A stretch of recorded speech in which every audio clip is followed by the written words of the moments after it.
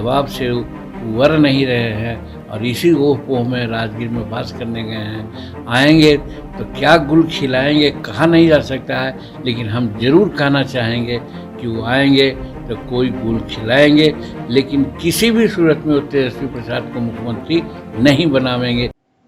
बिहार के पूर्व मुख्यमंत्री जीतन राम मांझी ने सीएम नीतीश कुमार को लेकर बहुत बड़ी बात बोल दी है। उनका साफ तौर पर कहना है कि जब नीतीश कुमार राजगीर जाते हैं तो उसके बाद वो कोई ना कोई गुल जरूर खिलाते हैं और बहुत बड़ा डिसीजन ले लेते हैं। अब आखिर जीतन राम मांझी ने ये बात क्यों बोल दी है और क्या कुछ कह रहे हैं जीतन राम मांझी, पहले आप उनकी बातें पूरी ध्यान से सुने।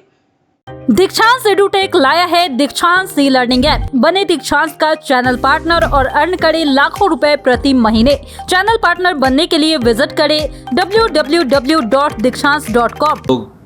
को जानकारी नहीं थी पहले, इसलिए हम लोग विरोध करते थे, लेकिन जब एनडीए में आ गए हैं और उसके बाद जब हम लोग इसके बारे में जानना चाहा तो common civil code doctor Bhimrao Ambedkar की बात है। उन्होंने ही directive principle of state policy में राज्य के नीति निर्देशक तत्व में उसको मेंशन किया है कि कॉमन सिविल कोड होना चाहिए, और उसी के आधार पर फिर हम लोगों का संविधान है, उसका आर्टिकल 44 में भी उसको मेंशन किया गया है। तो हम लोग अंबेडकर साहब के मानने वाले हैं, संविधान उनके द्वारा बनाया गया है और संविधान की रक्षा हो इसके लिए हम लोग तत्पर हैं। यही अभी हमने माननीय सदस्यों से बात किया कि अगर ये मुद्दा उठता है तो असेंबली में हम लोग डट करके कॉमन सिविल कोड का समर्थन करेंगे। एक बात। और दूसरी बात कि हल्ला हंगामा की भेंट चढ़ने वाली है ऐसा सुनने में आया है। आज बात होनी थी, हम नहीं आ सके, दिल्ली में थे, बाद में आए हैं, लेकिन हम ज़रूर चाहेंगे कि असेंबली में जो क्वेश्चन है, तारांकित प्रश्न है या कॉल अटेंशन है, ये सबको चलने देना चाहिए। इसके बाद अगर कोई बातें होती है तो होना चाहिए। तो इस पर भी हम लोग बात कर रहे हैं कि बात करके हम लोग भाजपा के नेता से बात करेंगे कि जो क्वेश्चंस हैं, चाहे तारांकित हो या अल्पसूचित हो, ये पब्लिक इशू का मामला है और सभी सदस्यों का मामला, खास करके विरोधियों का विशेष होता है, तो इसको डिस्टर्ब नहीं करना चाहिए। और बाकी मुद्दे पर हम लोगों को सरकार के नाकामयाबियों को दिखलाना चाहिए, करना चाहिए। आज लॉ एंड ऑर्डर ठीक नहीं है, उसके बारे में हम लोग को सोचना पड़ रहा है। और देखिए ना, अभी हमारे मोहनपुर में जो हमारे प्रमुख थे, उप प्रमुख थे, ये स्कूल जांच करने के लिए गए थे, तो वहाँ का मुखिया अरविंद यादव है पर अपने 10 गुंडों को लेकर के उन लोगों को गंभीर रूप में मारा है। अभी चिकसोरा एक गांव है अभी नौबतपुर के नज़दीक में, वहाँ पर एक परिवार को, शेड्यूल कास्ट परिवार को लोग खींच करके मारता है, उसके पत्नी को, उसको बेटी को, और बिना कोई कारण से, और उस पर कोई केस नहीं होता। तो इस तरह से लॉ एंड ऑर्डर बहुत गड़बड़ है। इस पर भी हम लोग उस दिन बात करेंगे और कहेंगे कि साहब लॉ एंड ऑर्डर को सुधारिए। और दूसरी बात ये है कि हम लोग भी मांग करेंगे कि तेजस्वी प्रसाद जी इस्तीफ़ा दें।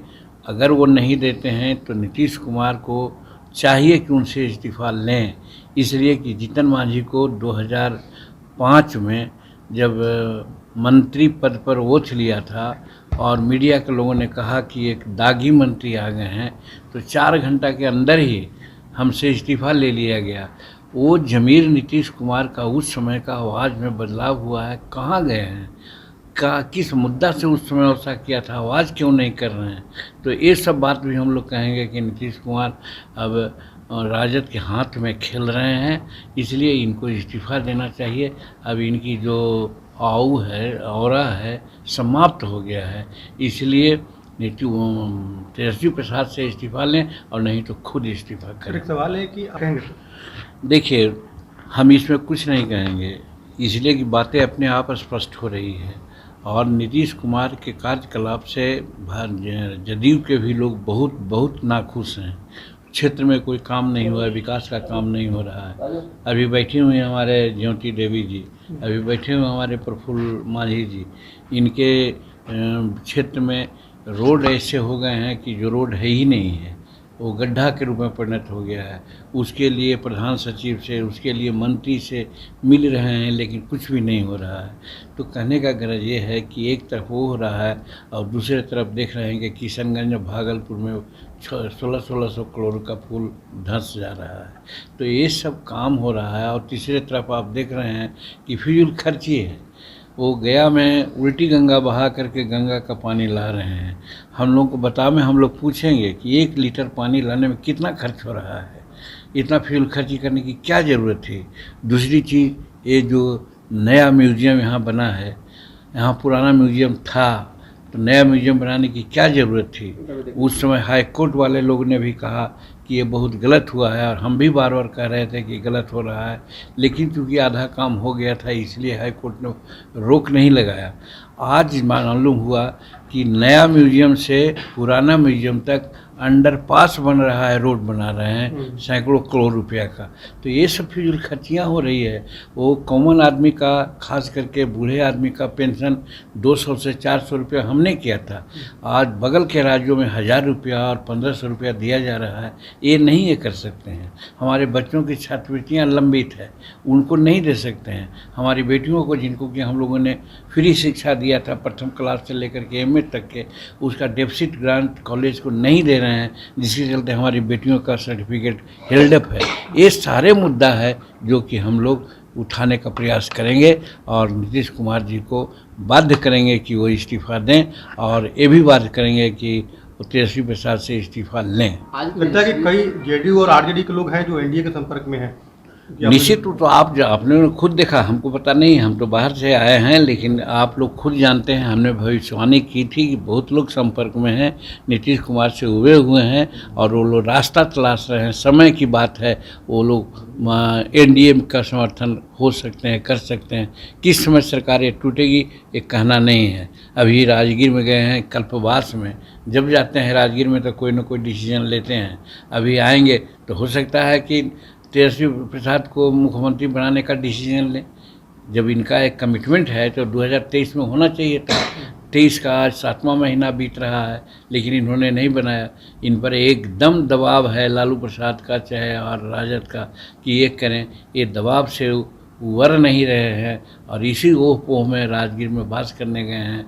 आएंगे तो क्या गुल खिलाएंगे कहा नहीं जा सकता है, लेकिन हम ज़रूर कहना चाहेंगे कि वो आएंगे तो कोई गुल खिलाएंगे, लेकिन किसी भी सूरत में वो तेजस्वी प्रसाद को मुख्यमंत्री नहीं बनावेंगे।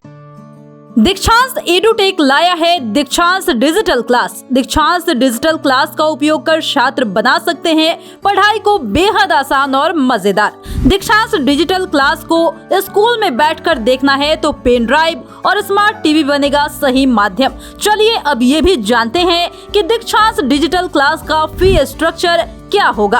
नर्सरी से लेकर UKG के लिए 7,000, नर्सरी से लेकर दूसरी कक्षा के लिए 12,000, नर्सरी से लेकर 5वीं तक के लिए 18,000, नर्सरी से लेकर 8वीं तक के लिए 24,000, नर्सरी से लेकर 10वीं तक के लिए 30,000। अगर आपको डेमो करना है तो उसके लिए आप दीक्षांत डिजिटल क्लास के YouTube चैनल को विजिट कर सकते हैं। हमारे YouTube चैनल को सब्सक्राइब और Facebook पेज को लाइक करना ना भूलें। धन्यवाद।